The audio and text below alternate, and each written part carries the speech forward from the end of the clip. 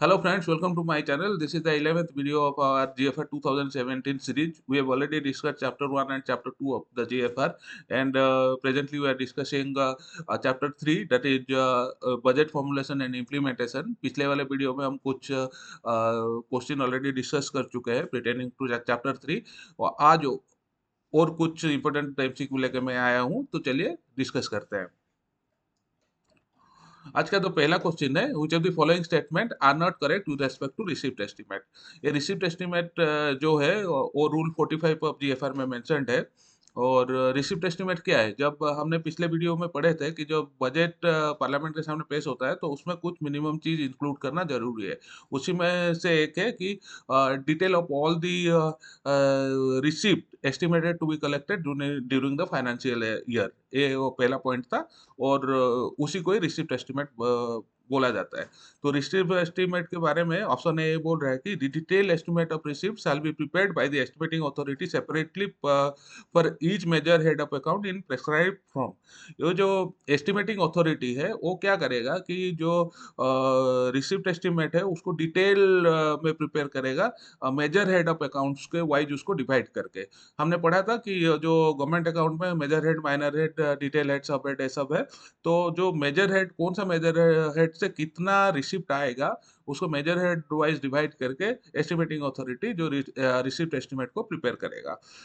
In in the prescribed form बोल के लिखा हुआ है। इन द प्रिस्क्राइब्ड फॉर्म का मतलब क्या हुआ है, जो बजट किस हिसाब से प्रिपेयर होगा उसको कौन डिसाइड करता है, वो फाइनेंस मिनिस्टर का जो बजट डिवीजन है वो डिसाइड करता है। तो बजट डिवीजन जो फॉर्मेट प्रिस्क्राइब करता है उस फॉर्मेट में ही जो एस्टिमेटिंग अथॉरिटी है वो रिसिप्ट एस्टिमेट को प्रिपेयर करेगा एंड उसको किस हिसाब से कैटेगराइज करेगा, मेजर हेड ऑफ अकाउंट्स के हिसाब से उसको कैटेगराइज करेगा। ठीक है, तो ऑप्शन बी में चलते हैं। For each major head the estimating authority shall give the breakup of the minors of a detail head wise estimate along with actual of the past 5 years. अब ऑप्शन ए में बोला कि सारे receive estimate को major head of accounts के हिसाब से divide करना करके दिखाना है। अब ईच मेजर हेड के अंदर तो बहुत सारे हेड है, जैसे माइनर हेड हो गया, सब हेड हो गया और डिटेल हेड हो गया। तो वो पार्टिकुलर मेजर हेड के अंदर जो माइनर हेड है, सब हेड है, जो डिटेल हेड है, उसके हिसाब से भी जो एस्टिमेटेड रिसिप्ट है उसको डिवाइड करके दिखाना पड़ेगा। और उस इसके साथ क्या है कि जो एक्चुअल रिसिप्ट हुआ है प्रीवियस 3 ईयर में, उसको भी मेंशन करना पड़ेगा कि प्रीवियसली 3 ईयर्स में हमने इतना रिसिप्ट किया था और इस ईयर इतना हम लोग एस्टिमेटेड रिसिप्ट एक्सपेक्ट कर रहे हैं। क्लियर है? और प्रीवियस 3 ईयर्स के का एक्चुअल रिसिप्ट दिखाना है। और ऑप्शन बी में यहाँ पे क्या लिखा हुआ है, पास्ट 5 ईयर्स का बोल कर लिखा हुआ है, तो इसलिए ऑप्शन बी गलत हो गया है। आपको क्लियर है? पहले तो मेजर हेड के हिसाब से उसको जो एस्टिमेटेड रिसिप्ट को सेग्रीगेट करके दिखाना पड़ेगा, फिर मेजर हेड के अंदर जो माइनर हेड है, सब हेड है, डिटेल हेड है, उसके हिसाब से सेग्रीगेट करके दिखाना पड़ेगा। और लास्ट 3 ईयर का, जो पास्ट 3 ईयर का एक्चुअल रिसिप्ट जो हुआ है उसको दिखाना पड़ेगा। तो option A and option B clear है। ऑप्शन सी पे चलते हैं। It may be ensured that item wise breakup of all major items of tax and non tax revenue are clearly identified and depicted in the receipt estimate। Receipt estimate हमारा जो revenue है दो तरह का है, एक टैक्स रेवेन्यू, एक non tax revenue है। तो जो रिसिप्ट एस्टिमेट में हमने मेजर हेड, माइनर हेड के हिसाब से उसको सेग्रीगेट किए हैं, उसमें टैक्स रेवेन्यू और नॉन टैक्स रेवेन्यू को भी अलग करके दिखाना पड़ेगा। ऑप्शन डी ये बोल रहा है, the accounting heads under which major tax and non tax revenue are collected shall be prescribed by the administrative ministry in consultation with the budget division of the finance ministry. ये बोल रहा है कि आपने तो मेजर हेड के हिसाब से उसको सेग्रीगेट करके करके दिखा दिया, मेजर हेड के अंदर फिर minor head, sub head, detail head के हिसाब से उसको सेग्रीगेट कर दिया है। लास्ट 3 ईयर्स का जो एक्चुअल रिसिप्ट है उसको दिखा दिए, फिर tax revenue, non tax revenue को अलग करके दिखा दिए। लेकिन जो टैक्स रेवेन्यू और नॉन टैक्स रेवेन्यू है उसको कौन सा हेड के अंदर दिखाना है, वो कैसे डिसाइड होगा? वो जो एस्टिमेटिंग, उसके लिए एस्टिमेटिंग अथॉरिटी क्या करेगा, जो बजट डिवीजन है फाइनेंस मिनिस्ट्री का, उसके साथ डिस्कस करेगा और डिसाइड करेगा कि कौन सा नॉन टैक्स रेवेन्यू और कौन सा टैक्स रेवेन्यू और कौन सा हेड के अंदर दिखाना है। क्लियर है? तो ये जो चार स्टेटमेंट हम पढ़े इसमें से बी गलत था, तो हमारा आंसर होगा B. Only option B is not correct. देखते हैं, और option B is the correct answer. Next question में चलते हैं, which of the following are managed by various department of the ministry of finance. ये जो क्वेश्चन है, इसमें ऑप्शन है यूजर चार्जेस, बी है नॉन डेब्ट capital receipt including disinvestment and borrowing, C है टैक्स रेवेन्यू, डी है dividends and profit. Dividends and profit. Okay, ये जो क्वेश्चन है ये बेस्ड है हमारा नॉन टैक्स रेवेन्यू के ऊपर। नॉन टैक्स रेवेन्यू जो है वो रूल 46 ऑफ जीएफआर में मेंशन्ड है। यूजर चार्जेस जो है ऑप्शन ए में बोल रहा है यूजर चार्जेस। यूजर चार्जेस, अच्छा, एक चीज आप क्लियर हो जाए, जो नॉन टैक्स और टैक्स रेवेन्यू है उसका जो फंडामेंटल डिफरेंस ये है कि टैक्स रेवेन्यू जो है वो मिनिस्ट्री ऑफ फाइनेंस कलेक्ट करता है, या फिर मिनिस्ट्री ऑफ फाइनेंस के अंडर जो वेरियस डिपार्टमेंट है वो लोग कलेक्ट करते हैं, किसको, टैक्स रेवेन्यू को। और जो नॉन टैक्स रेवेन्यू है वो अदर मिनिस्ट्री एंड डिपार्टमेंट है जो वो लोग कलेक्ट करते हैं, other than ministry of finance. मतलब मिनिस्ट्री ऑफ फाइनेंस जो रेवेन्यू कलेक्ट करता है वो टैक्स रेवेन्यू है। मिनिस्ट्री ऑफ फाइनेंस के अलावा दूसरे जो डिपार्टमेंट और मिनिस्ट्री है जो रेवेन्यू कलेक्ट करते हैं उसको नॉन टैक्स रेवेन्यू बोलते हैं। ये क्लियर हो गया, tax and non tax revenue आप मतलब आइडेंटिफाई कर पाओगे कि कौन सा टैक्स रेवेन्यू है, कौन सा नॉन टैक्स रेवेन्यू है। अभी आते हैं क्वेश्चन में। क्वेश्चन ए में बोल रहा है यूजर चार्जेस। यूजर चार्जेस क्या है? यूजर चार्जेस के जो है, गवर्नमेंट अपने सिटीजन्स को ना बहुत सारे सर्विस प्रोवाइड करता है, कराता है। जैसे कि स्कूलिंग, गवर्नमेंट स्कूल है, गवर्नमेंट स्कूल में बच्चा पढ़ता है तो उसको ट्यूशन फीस देना पड़ता है, और ट्यूशन फीस क्या है, वो यूजर चार्जेस है। ठीक है, आप जैसे हाईवे बना दिया गवर्नमेंट, हाईवे में आप यूज करते हो तो हाईवे से क्या टोल कलेक्ट करता है, वो जो टोल है वो यूजर चार्जेस है। और यूजर चार्जेस का और एक क्लासिक एग्जांपल है जो पोस्टल स्टाम्प है हमारा, वो पोस्टल स्टाम्प भी यूजर चार्जेस में आते हैं। ठीक है। तो यूजर चार्जेस जो है वो तो मिनिस्ट्री ऑफ फाइनेंस का कोई डिपार्टमेंट कलेक्ट नहीं करता है, वो वेरियस जो अदर मिनिस्ट्री डिपार्टमेंट है वो लोग कलेक्ट करते हैं, जैसे पोस्टल डिपार्टमेंट हो गया, फिर रोड एंड ट्रांसपोर्ट मिनिस्ट्री हो गया। तो ये यूजर चार्जेस क्या हो गया, नॉन टैक्स रेवेन्यू हो गया। अभी बी हो गया नॉन डेब्ट capital receipt including disinvestment and borrowing. देखिए, जब डिसइन्वेस्टमेंट की बात आती है तो डिसइन्वेस्टमेंट कौन करता है, वो तो दीपम जो हमारा है मिनिस्ट्री ऑफ फाइनेंस के अंदर एक डिपार्टमेंट, वो दीपम करता है। वो क्या है, directorate of investment and public asset management है, तो होता है दीपम। वो दीपम करता है डिसइन्वेस्टमेंट, तो दीपम है मिनिस्ट्री ऑफ फाइनेंस के अंदर। तो ये जो नॉन डेब्ट capital receipt including disinvestment and borrowing है, वो किसके कौन सा टैक्स होगा, वो होगा टैक्स रेवेन्यू होगा। कौन सा रेवेन्यू होगा, और टैक्स रेवेन्यू होगा। फिर यूजर चार्जेस हो गया नॉन टैक्स रेवेन्यू, और नॉन डेब्ट capital receipt including disinvestment and borrowing, ये हो गया टैक्स रेवेन्यू। तो ये टैक्स रेवेन्यू जो है मिनिस्ट्री ऑफ फाइनेंस को के अंडर जो डिपार्टमेंट है वो कलेक्ट करता है। ऑप्शन सी हो गया टैक्स रेवेन्यू। टैक्स रेवेन्यू तो directly ministry of finance he collect करता है। तो बी एंड सी जो है वो मिनिस्ट्री ऑफ फाइनेंस के अंदर जो वेरियस डिपार्टमेंट है वो मैनेज करते हैं। अब चलते हैं ऑप्शन डी में। डी है dividend and profit. Dividend and profit क्या है? डिविडेंड एंड प्रॉफिट जो है गवर्नमेंट के अंदर जितना सेंट्रल पीएसयूज है वो लोग ऑपरेट करते हैं। ऑपरेट करने के बाद उनका क्या है, जो प्रॉफिट होता है वो गवर्नमेंट के साथ शेयर शेयर करते हैं। किस हिसाब से, कभी डिविडेंड देते हैं और कभी एक्चुअल प्रॉफिट शेयर करते हैं। तो ये जो डिविडेंड एंड प्रॉफिट है इसको तो मिनिस्ट्री ऑफ फाइनेंस कंट्रोल नहीं करता है, इसलिए डिविडेंड एंड प्रॉफिट जो है वो नॉन टैक्स रेवेन्यू है।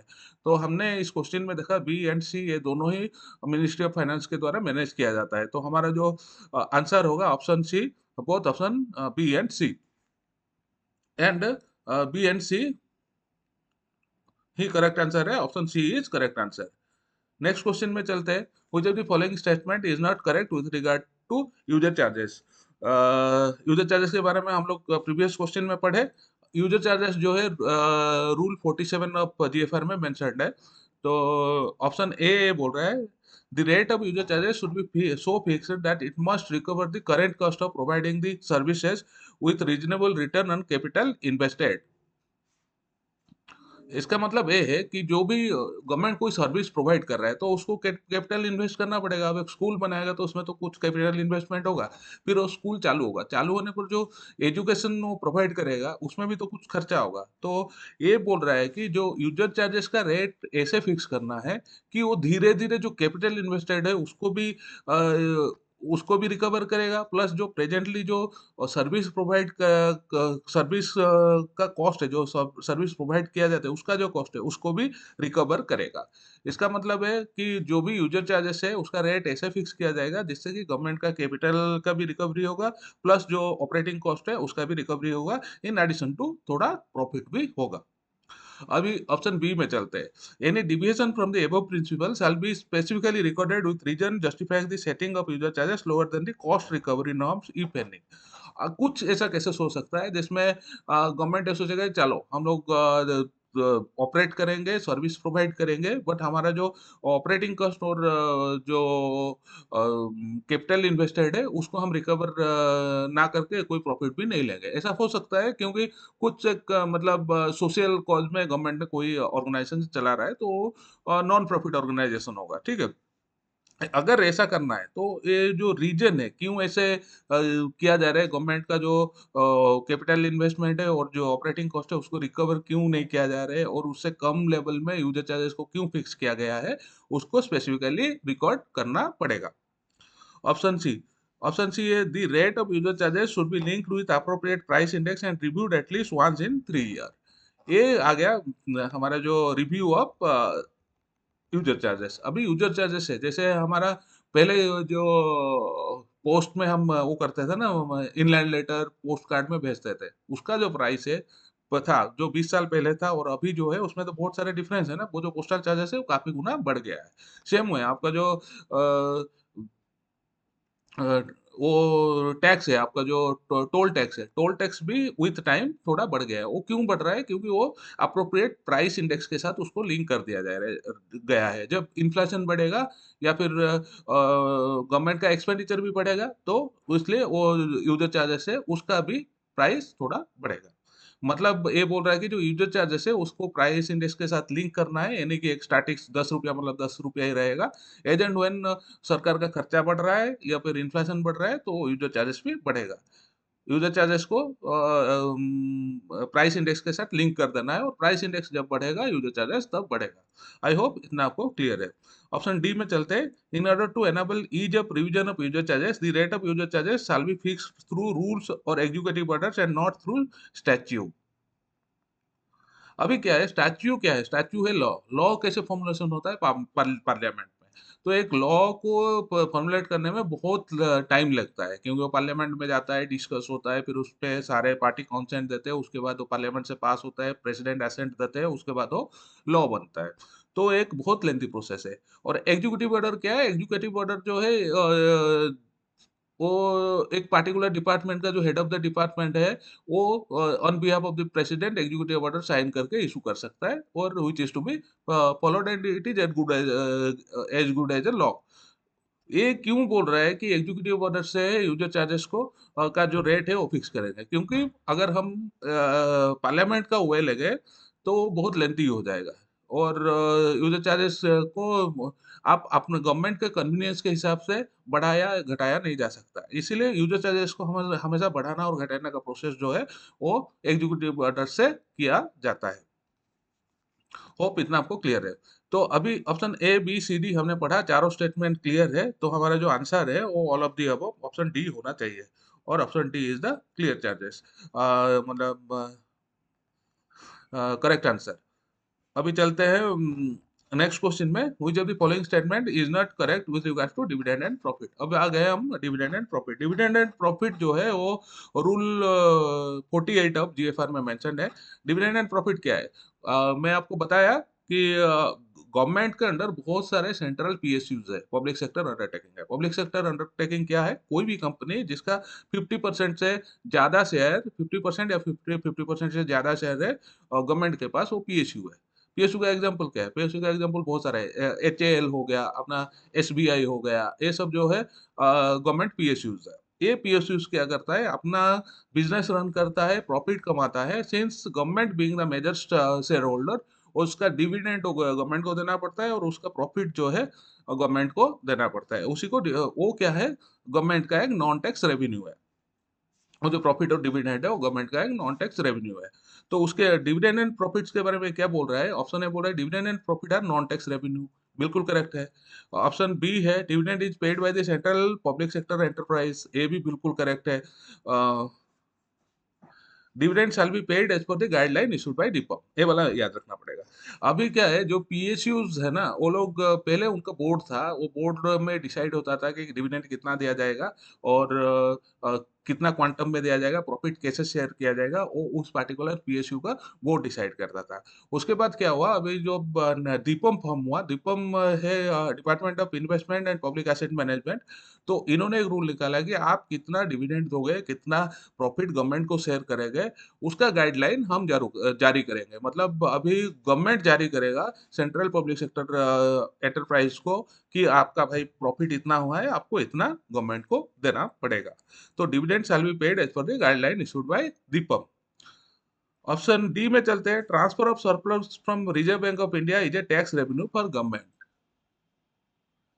हमने क्या पढ़ा था, टैक्स रेवेन्यू क्या है? टैक्स रेवेन्यू वो है जो रेवेन्यू को मिनिस्ट्री ऑफ फाइनेंस मैनेज करता है। अब transfer of reserve from surplus from Reserve Bank of India is a tax revenue of government, कैसे करेक्ट होगा? ये गलत है, क्योंकि transfer of surplus from Reserve Bank of India non tax revenue होगा। रिजर्व बैंक इंडिया भी वो जो फंक्शन करता है, उसका कुछ सरप्लस आ जाता है, वो क्या करता है, बैंक को लोन देता है, बैंक से का डिपॉजिट रखता है, मतलब वो एक बैंक का ही काम करता है। तो पब्लिक सेक्टर बैंक का ही काम करता है, और उसका उसका भी प्रॉफिट होता है, और उसका कभी-कभी रिजर्व बैंक में सरप्लस रह जाता है। वो सरप्लस अमाउंट को गवर्नमेंट को ट्रांसफर कर देता है।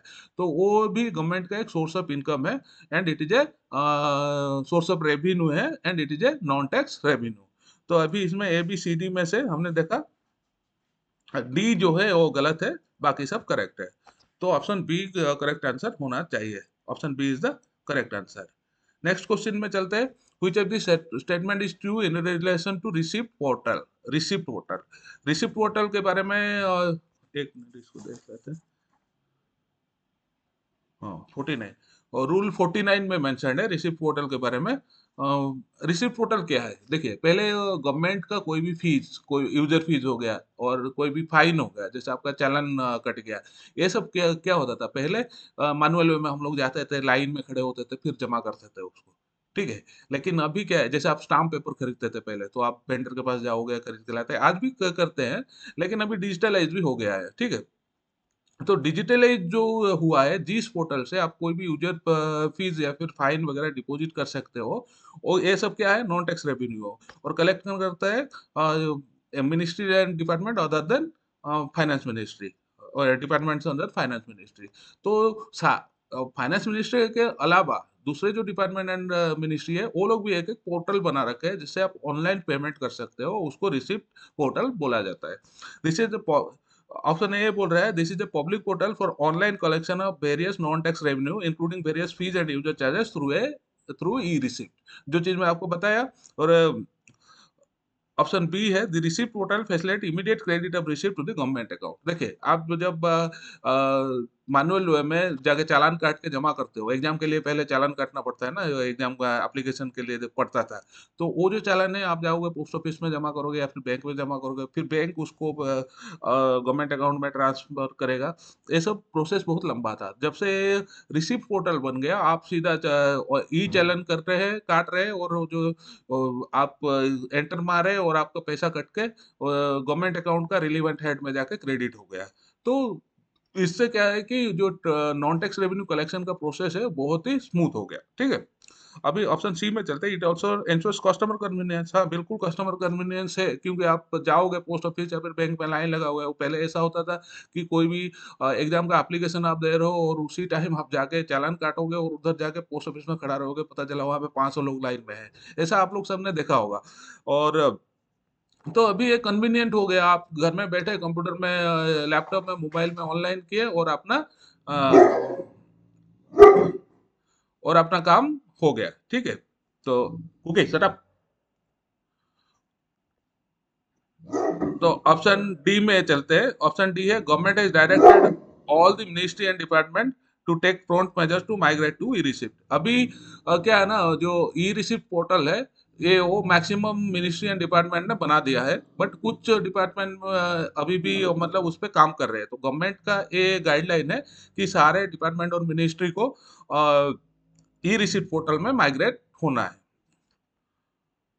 ये था हमारा चारों ऑप्शन हमने पढ़ लिया और चारों ऑप्शन इसमें करेक्ट है, ठीक है। ये रिसीप्ट पोर्टल बेसिकली ये है कि गवर्नमेंट का नॉन टैक्स रेवेन्यू कलेक्शन करने का ऑनलाइन जो पोर्टल होता है उसको रिसीप्ट पोर्टल बोलते हैं।